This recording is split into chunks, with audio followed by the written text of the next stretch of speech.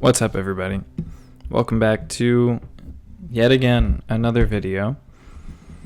My name is Nick Lawrence, and we are officially 17 days away from Ironman Lake Placid, and we're also on the last long run of the training season. Today's long run is 2 hours and 15 minutes at less than 155 beats per minute. It's a hot day, as you could tell. Like, I look like I'm probably covered in Vaseline or something. It's hot. It's 90 degrees plus over 80% humidity, and it's the perfect day to have a long run. Now, there are a few important things that I'm going to keep in mind going out for this long run. A lot of people tend to make the same mistakes that I tend to make, so here is just a quick list of things that I'm going to be paying attention to before getting out on this long run. So right now, sitting here, kind of using this video time as an excuse to re-up on my fluids and electrolytes. So I have my raw replenish here with 1,000 milligrams of sodium. Really trying to make sure that I do not overdo it on this run. Hydration is one of the most important things that I most tend to slip on, because throughout the day, especially again on a hot day like today, you're just casually sweating throughout the day. Like, you walk somewhere, you're glistening a little bit. You don't realize exactly how much fluid you're losing. And if you're losing fluid throughout the day, and then you're not taking the time to replenish that, and you're getting ready to go out for an over 2 hour run, by the time you get back from that run, you'll be in a pretty bad state, very underhydrated. When I've done this in the past, even just keeping track of my hydration, I've gotten back from long runs on days like today over 8 pounds lighter than what I weighed when I left the run. I like to weigh myself before and after the run, just because it's a good way to really see how much fluid you're losing. That's a pro tip. So I'm hydrating right now, and I am planning my route so that I can do a 1 hour loop where I can stash some water. This way I can feel free to have a water bottle that I'm holding and sip on that throughout the run, knowing that at the halfway point I can completely replace it with a brand new water bottle and, keep myself hydrated throughout the run. That's the first thing that I'm doing, or the first few things that I'm doing. The next thing, this is more mental work. On days like today, regardless of how close you are to your race, and regardless of how good you feel, or how upset you feel that for a slower pace on a hot day, your heart rate is going to be higher. And if you're used to running your zone 2 pace at 9 minutes, 9-minute miles, on a cold day, and then you get outside and it's 90 degrees out and it's over 80% humidity, and you're running at an 11-minute pace and your heart rate is 153. Quiz: do you run faster because you know that your zone 2 pace should be 9 minutes? No. So this is something that people do constantly. They ignore the real data that they're getting in real time from their workout and how their body is responding to the work that they're putting in and the environment that they're in. They ignore that, and they push to what they think that they should be doing based on not today. And hopefully you could see where I'm going with this. If on this workout you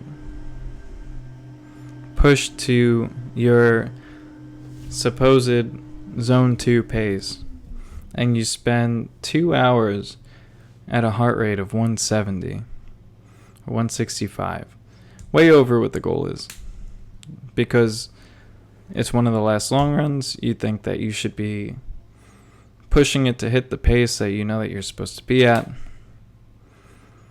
you can potentially set your body back up to 2 weeks in recovery debt. I don't care what your Garmin says, it might say 72 hours. The way your training program is laid out, with that fatigue stacking up day over day, you could completely sabotage the next 2 weeks of your training. And I've done this. Many people have done this. People constantly do this, and I'm probably going to do it again at some point in the future. There's this mental game that you play with yourself. 1, the long run day is an important day. 2, you're getting close to your race, so you won't have too many more opportunities to do a run like this. 3, you think that you feel fine and you should be doing better. Those are 3 just off the top reasons why people overdo it on a workout like this. And what they're doing is, forget about sabotaging yourself, but they're forgetting the big picture, they're forgetting the goal. And the goal is to get high quality zone 2 time on your feet and on your heart. It doesn't matter if you're running at a 9-minute pace or an 11-minute pace. So this is a reminder for myself. If you follow my Strava, you might see 2 hours and 15 minutes at an 11-minute pace. And for anyone who wants to make fun of me for being slow, do your thing. That's where I'm going to be to get the best workout according to the goal of the workout. And doing that to the letter is going to be what sets me up for success in 2.5 weeks. So that's this topic, the topic at hand, running in the heat on a long run day like today, and managing your hydration, managing your strain. This is the way, as the Mandalorian would say. Now, part 2 of this. I was just getting home from work, and I had this thought, because the taper's coming up, and the race is coming up, and soon the race will be over. And I was watching an interview with Tade. I don't want to mispronounce his last name. You all know who I'm talking about. Tour de France is coming up. And in the interview, they were talking about what he does in the off season. Number 1 cyclist in the world, multiple tour winner. I don't know how many stages he's won at the tour. When he was talking about the off season, first of all, it was kind of funny how he was talking about training in general, and he seems like a super humble guy. But in the off season, Dr. Peter Attia was asking him these questions, because I feel like I know how Peter Attia's mind works, because he comes first from engineering like me, and I know where he was trying to steer the conversation based on the questions that he was asking. And he was maybe intentionally, maybe unintentionally steering towards his own personal bias and beliefs and how he thought Tade trained, or what he thought he paid attention to, or really just trying to get a glimpse at the systems that this guy uses to be the number 1 cyclist in the world. And he asked him about the off season, like, what do you do in the off season? Now, if you asked any other like elite sports person in the US, like Kobe, Jordan, like that type of person where there's all that motivation content about. They'd say, trained 3 times a day, every single day, even in the off season, even after winning the championship, no days off, like constantly working.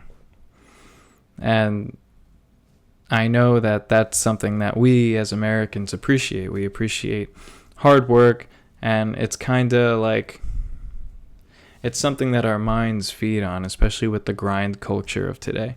And what Tade said, based on my interpretation, was basically like completely in the face of that, where in the off season, he probably trains like 1 in 3 days, and he doesn't really view his off season as training or not training. Like some days he might go for a run or play paddle, or like whatever paddle is, I don't know, something, hanging out with friends, exploring, vacation, travel, like doing something. He might touch a bike 1 in every 3 days, 5 days, but the point was he doesn't keep track. And that had me thinking about, after this race, technically that's my off season, because I'm not a competitive Ironman triathlete where I'm doing multiple races in a year, unless obviously I qualify for Kona or something, then I would do that. But aside from that, a small chance and possibility at this stage of my fitness, he doesn't do really anything, and he doesn't put any pressure on himself to train and perform and keep grinding.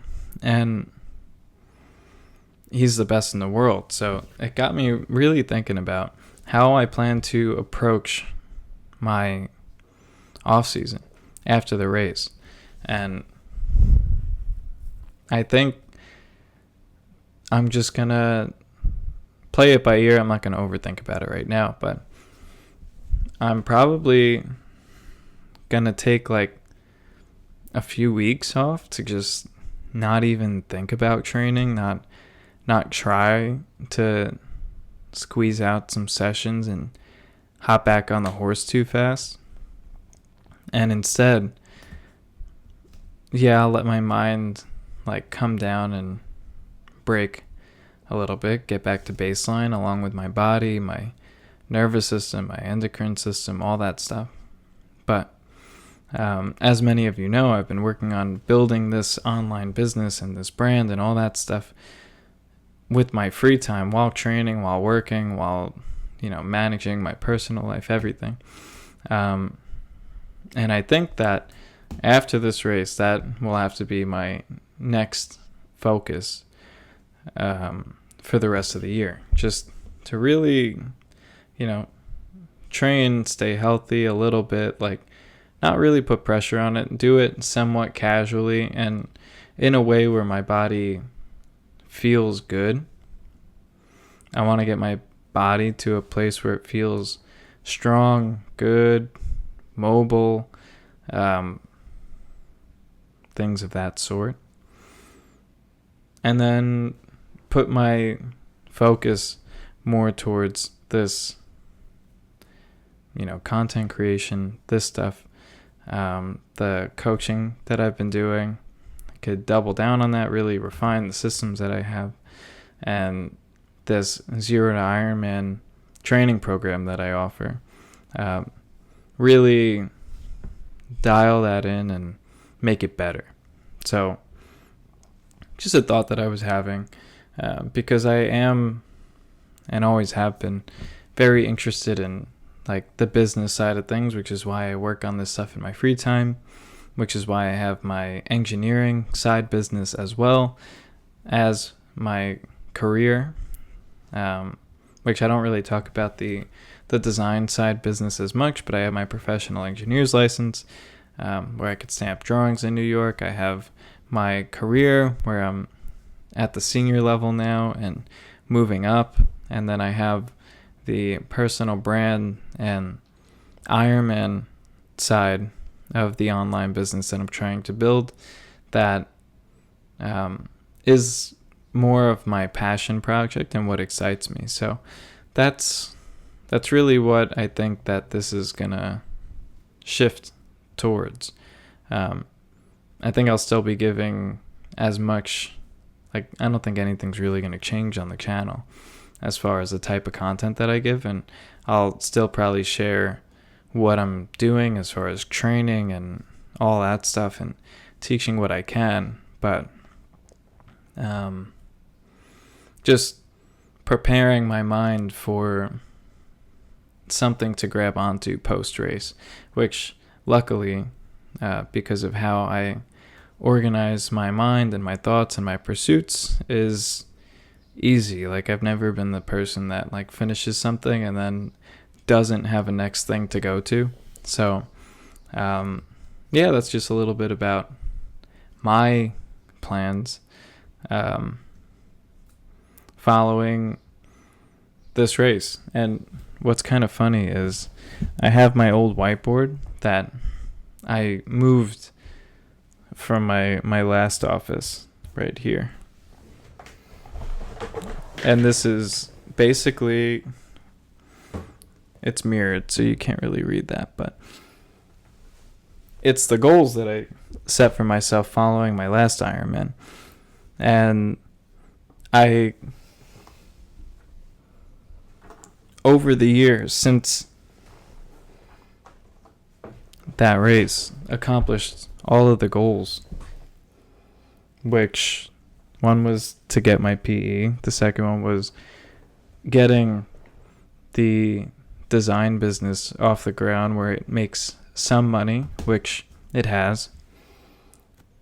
And then training for this race here where I have levels of this goal. I'm not going to stop competing in Ironman and training and getting better here, but the point being, there's a never-ending list in my mind that I'm just working towards. So just keeping you guys a little bit plugged into what's going on up here. So let me know what you think, and if you have suggestions or you want to support, just leave something in the comments or check out my Zero to Ironman program in the description.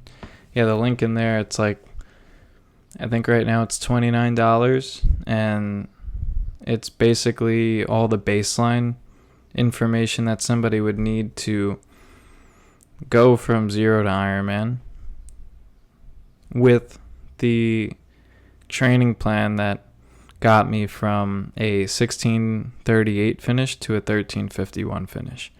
And then I think I'm going to update that to, maybe I'll just add this last training program and see the level of improvement that I get from this race. Or maybe I'll do something like that, offer that as a bonus, because that could be helpful. This season's been around and about the same approach, but there's been slight shifts that I've made to fit better for a busier professional like I am this year, and get adequate volume in for the race. But we'll see how that shakes out during the race. But thanks for listening. I know this was a bit of a ramble. Hopefully you got all the value you came for in the beginning part of this, and then some of you may be stuck around for the end ramble. But thanks for listening. That's what I'm thinking, and I'll see you in the next video.